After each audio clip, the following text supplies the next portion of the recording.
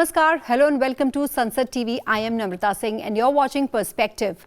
India's film industry faces a loss of almost 20,000 crore rupees every year due to piracy. To curb this menace, the Ministry of Information and Broadcasting has taken strong steps to check film piracy in the country.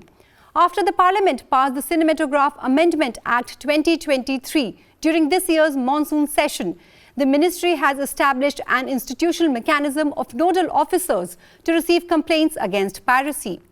As of now, there is no institutional mechanism to directly take action on pirated filmic content except legal action under Copyright Act and IPC.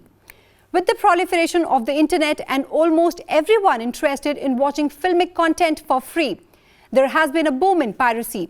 The above action would allow instant action by the government in case of piracy and will provide relief to the industry. The Act aims to curb piracy, a measure which has been a long-standing demand of the film industry, and the appointment of nodal officers is a major step in that direction. To discuss this and all this and much more, I'm joined by a very eminent panel of guests. I'm delighted to welcome Mr. Apurva Chandra, his Secretary in the Ministry of Information and Broadcasting. I'm also delighted to welcome Mr. Nitin Ahuja. He's CEO at Producers Guild of India. The guests will be joining us virtually. Gentlemen, thank you so much for your time and welcome to Sansad TV. Let me commence the discussion with you, Mr. Chandra. The appointment of nodal officers to address piracy complaints is a crucial development. How significant will be the role of these officers in combating piracy? Could you elaborate on the responsibilities and the process of handling complaints against piracy? Actually, the Cinematograph Act, as you mentioned, was passed in the monsoon session. And we have made the amendment of that Cinematograph Act effective within a very short period of just 2.5, 3 months by appointing these nodal officers, because that gives an actual mechanism of how this amendment would become effective at the ground level. Even the amended Cinematograph Act provides for punishments which include imprisonment, etc., but that would follow the legal process of filing an FIR and other things. But here, the nodal officer, as soon as a complaint comes, they can pass an order if it is coming from a copyright holder, and they are sure that this is the copyright holder, that they need not conduct much of an inquiry, and they can pass an order to the intermediaries to block that website or take down that content, block that URL. So I think that is going to be very effective for the industry in terms of piracy, because piracy nowadays is mostly on the internet. Okay. How will you ensure the proper implementation of this new mechanism, Mr. Chandra? The implementation of this has been given to the officers of the CBFC, who themselves certify the filmic content. So they are aware of the what has been certified. They have the entire record. CBFC has the entire record of the films which have been certified, and if it is being, and they are also aware of who is the copyright holder. So if somebody else is posting it on the internet, then they are the natural repository, and of course it is based on a complaint system. We have also allowed that individuals who are not the copyright holders can make a complaint, but in that case, there would be some sort of an inquiry which would need to be conducted, whether the person who is displaying that content on the internet, whether they have been authorized by the copyright holder or not. Okay. Mr. Ahuja, piracy has always been one of the most grievous concerns for the industry. How do you anticipate the appointment of nodal officers will impact the film industry's ability to combat piracy effectively? What are your expectations from this new mechanism? First of all, I would like to thank the Ministry of Information Broadcasting and Apurva ji for this much needed and most welcome initiative, which is welcome not only by the producers community that I represent, but indeed the entire film industry. The last substantive amendment to the Copyright Act, the Cinematograph Act, was almost 40 years back, at which time the internet didn't exist. So firstly, the act that was passed in the monsoon session brought the act up to date with the modern reality, which is we are living in a digital age where you can actually, stream a high density copy on your phone, on your computer screens. You can share files. So the act provided for very stringent penalties to begin with, and with the recent appointment of these nodal officers, it actually gives an enforcement mechanism to the entire thing. which is equally crucial as forming the law itself. So I think it's a hugely significant development which can actually literally save the film industry. And I think the onus is now on us, the producers, to make maximum use of this mechanism by keeping the nodal office informed of any instances of violation that we see. All right. Mr. Chandra, can you explain the process of filing the complaint with the nodal officers to take down this pirated content? I mean, who is eligible to apply and what steps are taken in case the complainant is not the original copyright holder? Along with the notification, which specifies the nodal officers, we have given their contact details, including the addresses and the emails on which the complaints can be filed. There is also a performa in which the complaint can be filed. And that performa is a very simple performa where it just shows that you have to say that where is this content being displayed, which apparently is pirated. And then who is the copyright holder in case the complaint is made by the copyright holder himself. And the CBFC officer can, of course, check from the records whether the complainant is the copyright holder. Then immediately an order can be passed without much of an inquiry to the intermediaries. But in other cases, if anybody else, a general person from the public files a complaint, then it will have to be seen that where the content is being displayed, whether that is actually a copyright holder, authorized copyright or authorized by the copyright holder or not. And after that, the order would be passed. Right. Mr. Chandra, I would also like to ask, film piracy is a global issue, with India ranking third in consuming pirated content. There is a report in 2022. So what does this high numbers of visits to piracy websites reveal about the challenges of combating online piracy? And how can content developers and authorities effectively address this issue? So, because we can enforce our laws only in our country, but it is a fact that a large proportion of the content comes from foreign websites also. But then through the Department of Telecom, we can block those websites and any such content which is being shown in our country. We may not be able to take action about throughout the world, but definitely within our country, we can block those websites also, the apps also, or wherever it is being shown with the help of the intermediaries, in case they are direct intermediaries like YouTube or Telegram or some such, and through DOT if they are website. And we have been doing it in other cases. For Cinematograph Act, it will be the first, but we have been doing it in case of fake news and others. We have been using that extensively in the Ministry of Information and Broadcasting. I mean, one platform is shut, another platform is open to piracy. Are there any provisions to address this? I mean, how will you stop them? Because the platforms, the intermediaries are providing the platform, but it is the users who are putting in that content. And it is indeed, that is why it is for the copyright holder to be vigilant and provide the information. Then in one order, we can block multiple URLs also. It is not this that we can block, we require only one URL. If there are multiple URLs which are giving content, then those can also be blocked, multiple orders in a single order. And then, of course, it is a question of educating the public that seeing and consuming pirated content is like a theft, it is like a piracy, so that is the other part. All right. Coming to you, Mr. Ahuja, with the rapid advancement of technology, do you think this Act has all the provisions which will ensure curbing piracy? How do you see the Act adapting to future developments in digital content sharing and piracy? As you know, technology is always evolving, and unfortunately, so are the pirates. So I'm sure, all of us will always have to be vigilant and on our toes. But I think, the Act and the mechanism which has been set up is very wide and broad and flexible in terms of, meeting challenges as they come. As Apurva ji pointed out, you can have pirates sitting in different corners of the world, sitting on different servers, but ultimately access to Indian consumer is via a registered Indian entity, be it your ISP provider or your telecom provider. So if we as content providers can keep a lookout and notify the nodal officer that, this is where we've noticed or identified piracy, then it will be a pretty large volume of work, but at least the mechanism exists to shut it down.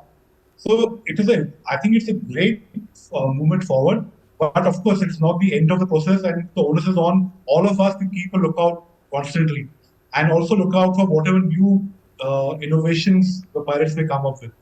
But actually, Yeah. Apurva brought up a very, very important point, which is that the onus is on the consumer too, not just the government or the corporate owner. See, these pirate sites and services are ultimately meeting a demand. 99.9% of us citizens will not even thinking about breaking into someone's house and doing a burglary over there. But unfortunately, theft of intellectual property is not seen with the same gravity. So I think that sensitivity needs to come into the consumer too. Right, right. Onus is on consumer, very rightly said. Mr. Ahuja, another aspect I would like to bring in, that the amendment includes strict penalties for piracy, including imprisonment and fines. How do you foresee this impacting the prevalence of piracy in the film industry? Obviously, the larger the potential punishment, the larger it is as a deterrent. And I think the amended act has significantly upped the punishment. And I think a very critical thing to be appreciated in the amended act is it actually links the punishment to the budget of the film. I think 5% of the production budget is the penalty that can be imposed. So, like having a very minuscule fee doesn't act as a deterrent. I think the Act very rightly recognizes it and also actually makes it a variable to the budget of the film, which is, I think, act as a huge deterrent to potential pirates. All right. Mr. Chandra, the amendment also revises the age-based certification of films. The introduction of more categories for film certification is another noteworthy change. How might this influence the film certification process and the content that reaches the audience? No, this amendment to the Cinematograph Act has been brought in to bring it in line with the practice now, international practice also, that the UA category, which as of now, the India had 3 levels of certification, U, UA and adults. Now UA has been divided into 3 parts, UA 7 plus, UA 13 plus and 16 plus. So, and it is a more of an indication to the parents and to those who are going to the cinema theater that this is appropriate to this particular age, because otherwise it becomes a very wide category. So 16 plus is something which will be definitely, which will have more content and almost close to adult content. So we will be having these categories, and this has been done in consultation with all the producers. They are also fine with this. And this is more of an indication and not really an enforcement issue, but a guide to the parents that this is what the content is going to be. Also, tell us about the discussion, the points you had with stakeholders, you had with film fraternity regarding the amendment for the Cinematograph Amendment Act 2023. We had very wide-ranging consultations with the industry and not just the Hindi film industry, but also in Chennai, Bangalore, and the regional film industry, the Producers Guild, and the Motion Picture Association, which represents the foreign film industry. Also, we had wide-ranging consultations most of those concerns have been taken into account while amending the Cinematograph Act. So, for example, now the Act provides that the certificate would be of unlimited duration rather than only earlier it used to be 10 years. So that sort of amendment has been brought in. Then piracy, of course, this was brought in largely because of the demand of the industry and the consultation with the industry. Because earlier the provision of Cinematograph Act, the amendment was only a single point amendment, which was providing for piracy in the case of camera print being taken or a camera copy being made in a theater. We felt that making the scope wider to cover internet piracy, that would be much more useful, because that is how piracy nowadays takes place. So then this age certification was brought in, and also a provision which was earlier, which has been done away by the Supreme Court, that the Government of India has the power to again re-examine a film after it has been certified by CBFC. That has also been removed from the statute. Mr. Ahuja, another big change promised by the new amendment is that film certifications, once issued, will be valid for perpetual period instead of mandatory renewal after 10 years. How do you envision this change being implemented in the practical context of the film industry? I think it's definitely a most welcome move, and it makes the producer's life easier, because otherwise you have to, each 10 years, you have to renew the certificate. So I think it's a very simple dictat that once you have the certificate issued, it has commercial validity and it has great benefit and convenience for the producer. Okay, okay. Mr. Chandra, how does this act align with existing laws such as Copyright Act 1957 and the Information Technology Act 2000? In fact, the amendment which we are talking about regarding the piracy, that actually aligns with the IT Act, because we have defined the offense of piracy in the Cinematograph Act, but the action of blocking, that is going to take place under Section 79 of the IT Act.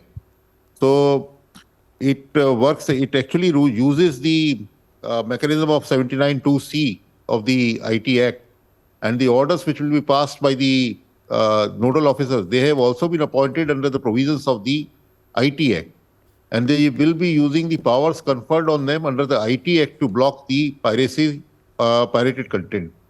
So it is like a whole of government approach that we have used the IT Act, which is governed by the MATI, Cinematograph Act, which is governed by INB, then also Copyright Act, which is part of the DPIIT, and all these acts have been used to define what is piracy, and action will be taken under using the powers which are conferred through the IT Act. Okay, okay, all right. Mr. Ahuja, how can the industry and government work together to educate the public about the consequences of piracy? To some extent, we already have worked together on this, and maybe we can do some more of it. I think, as mentioned earlier, first of all, we need to make people sensitize the fact that IPR theft is theft, just as theft of physical property is. I think more crucially, we also need to make people understand as to what the effect of such piracy is. I think honestly, there's a perception that film stars are billionaires, producers are rolling in money.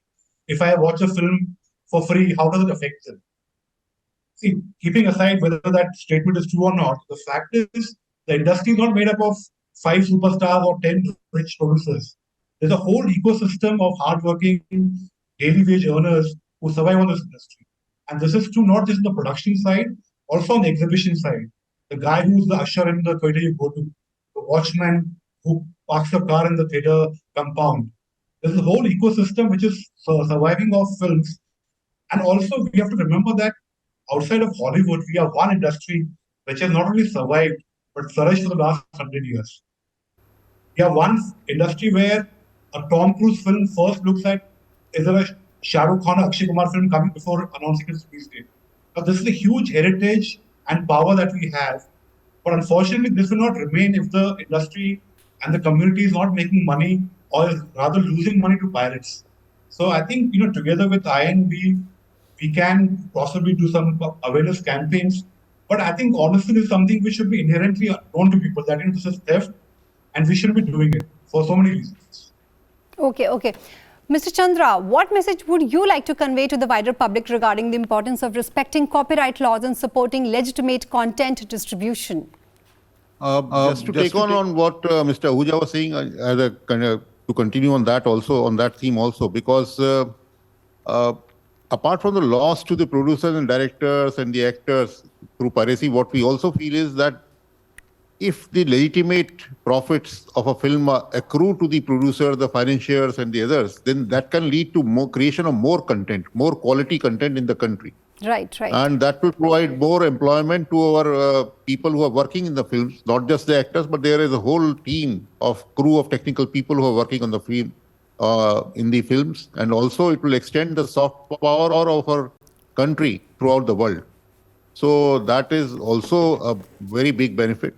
We are, whatever the amendments have been carried out, we are trying to publish even through, through mediums like yours and also through Producers Guild. We are writing to all the producer associations to come forward and let us know wherever the pirated content is available. And also there is appeal to the consumers also that they should not consume pirated content. And because we have made it open that anybody can complain, so we expect that there would be complaints even from the public in general that this pirated content is available here. And I think this is also reassurance to the foreign film industry also, because a lot of people from the foreign films, when they are shown here, they are also worried about piracy taking place in India. So I think that it will assuage their feelings also. Mr. Ahuja, you wanted to make a point. No, I'm just totally and fully endorse what Apurva was saying. And I think we also need to be mindful of the fact that very often, and this is a proven fact, that the money which is being earned by the pirates is proven that it is being used for a lot of illegal and anti-national activities too. So that is all the more reason you need to plug those loopholes and those gaps and make sure it's coming to the legitimate owners and of course all the national exchequer through taxes. Okay.